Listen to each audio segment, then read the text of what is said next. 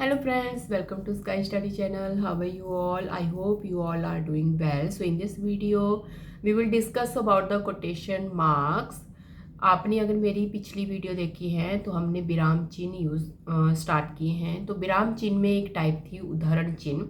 तो जब वीडियो मैंने बनाई थी उस टाइम पे बोला था ये हम डिस्कस करेंगे लेटर ऑन, बिकॉज उदाहरण चिन्ह की जो है दो टाइप्स हैं, उनको डिटेल में समझना बहुत ही ज़रूरी है। So in this video we will discuss about the double quotation and single quotation and what is the rule and regulation to put the double quotation as well as single quotation.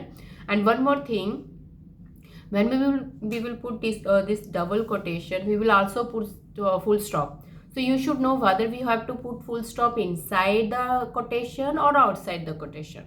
So these rule and regulation we will also discuss later on. So please share, subscribe and watch my videos.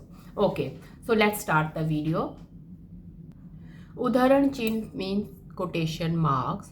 तो जैसे कि मैंने बताया दो type के होते हैं। First is द्वि उदाहरण चिन्ह double quotation marks and second है एकल उदाहरण चिन्ह सिंगल कोटेशन मार्क्स। आपको पता होगा कोटेशन मार्क्स को हम सिंपल बोल देते हैं इन्वर्टेड कॉमर्स, तो double inverted commas, single inverted commas. अब आपको ये पता होना चाहिए कि डबल इन्वर्टेड कॉमर्स कहाँ पे लगाए जाते हैं या सिंगल इन्वर्टेड कॉमर्स कहाँ लगाए जाते हैं। तो इनके लिए अलग अलग रूल भी हैं। तो हम डिस्कस करते हैं अभी क्या डिफरेंस है दोनों में।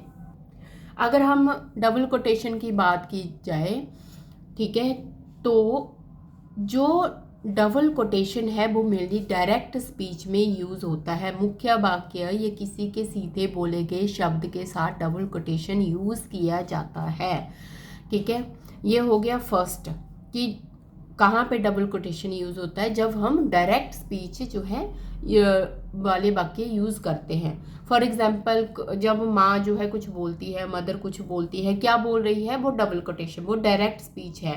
ठीक है, या तुम्हारा टीचर क्या बोल रहा है, वो डायरेक्ट स्पीच है तुम्हारे साथ। ठीक है, तो वो आएगी डबल कोटेशन में। अगर हम करते हैं एकल उदाहरण चिन्ह सिंगल कोटेशन की बात, तो इसमें क्या होता है, इसमें जो एक वाक्य होता है उसके अंदर एक और वाक्य होता है।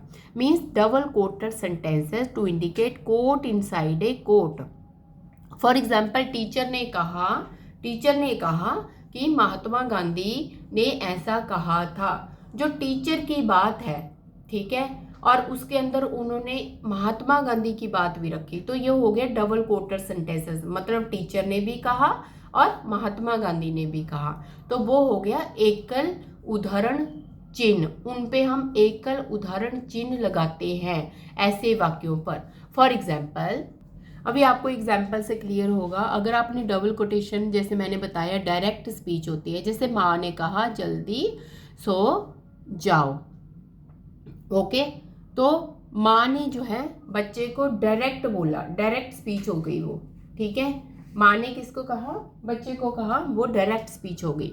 शिक्षक ने कहा हमेशा सच बोलना चाहिए, we should always speak the truth. शिक्षक ने किसको कहा, बच्चे को कहा, वो डायरेक्ट स्पीच हो गई। ठीक है, माँ ने किसको कहा, बच्चे को कहा, डायरेक्ट स्पीच हो गई, ये भी डायरेक्ट हुई।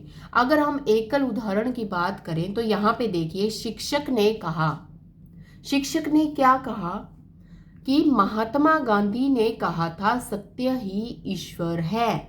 तो शिक्षक ने कहा, शिक्षक की बात आएगी हमारी डबल कोट के अंदर, और जो महात्मा गांधी की बात आएगी वो सिंगल कोट के अंदर आएगी। तो आपने ये भी ध्यान रखना है कि डबल कोट के अंदर जो है सिंगल कोट यूज़ होगा, बाहर डबल कोट होगा, अंदर सिंगल कोट यूज़ किया जाएगा।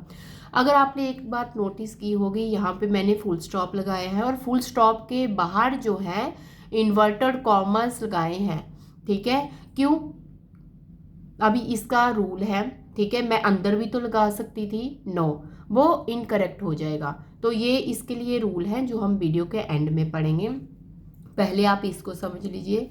तो शिक्षक की बात हो गई एक सेंटेंस, शिक्षक ने क्या कहा वो हो गया एक सेंटेंस। महात्मा गांधी की बात हो गई सेकंड सेंटेंस। तो ये हो गया डबल कोटेड सेंटेंस। तो ऐसे सेंटेंसेस में हम जो है यूज़ करेंगे सिंगल कोटेशन मार्क। अब जो फर्स्ट शिक्षक की बात है, जो फर्स्ट सेंटेंस है वो हम स्टार्ट करेंगे विद डबल कोटेशन मार्क, और जो सेकंड कोटर सेंटेंस, सेकंड कोट सेंटेंस, ये सेकंड कोट है जो अंदर गांधी जी की बात है, वो नेक्स्ट बात है, तो उसकी जो बात है उनको हम स्टार्ट करेंगे सिंगल कोटेशन के साथ। तो आपने ये चीज़ जरूर याद रखनी है। एक और एग्जाम्पल मैंने लिया हुआ है एकल उदाहरण सिंगल कोटेशन। जैसे इसमें लिखा हुआ है, पिताजी ने कहा, मेरे गुरु हमेशा कहते थे मेहनत सफलता की कुंजी है। तो पिताजी की जो बात है वो है फर्स्ट सेंटेंस, ठीक है, जिसको हमने स्टार्ट किया डबल कोटेशन के साथ। अब मेरे गुरु की बात है सेकंड सेंटेंस, जिसको हमने स्टार्ट किया सिंगल कोटेशन के साथ। तो आपको पता होना चाहिए एक ही सेंटेंस में हम डबल कोटेशन भी यूज़ कर रहे हैं, सिंगल कोटेशन भी यूज़ कर रहे हैं। ये बहुत ही इंपॉर्टेंट है। जब आप जो है सिंगल कोटेशन यूज़ करेंगे किसी भी सेंटेंस के साथ, मेन जो सेंटेंस होगा, जो फर्स्ट सेंटेंस होगा वो डबल कोटेशन होगा, जो उसके अंदर का सेंटेंस होगा वो सिंगल कोटेशन के साथ यूज़ होगा। अगर हम द्वि उदाहरण की बात करें तो उसमें मैंने बोला कि ये डायरेक्ट स्पीच वाले सेंटेंसेस में डबल कोटेशन यूज़ होता है। अब सेकंड कहाँ पे यूज़ होता है?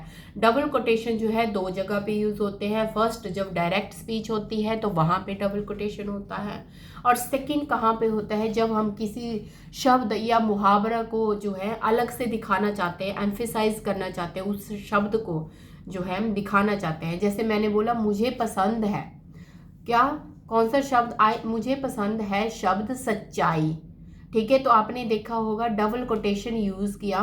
किताब में लिखा है धैर्य, धैर्य मीन्स पेशेंस, तो ये भी मैंने डबल कोटेशन के साथ स्टार्ट किया। तो यहाँ पे मैंने डबल कोटेशन यूज़ किया, किसी शब्द को बिल्कुल अलग से दिखाना है। अब आपने एक बात नोटिस की, यहाँ पे मैंने जो है इन्वर्टेड कॉमा जो है ये कहाँ पे लगाए हैं? फुल स्टॉप के अंदर लगाए हैं।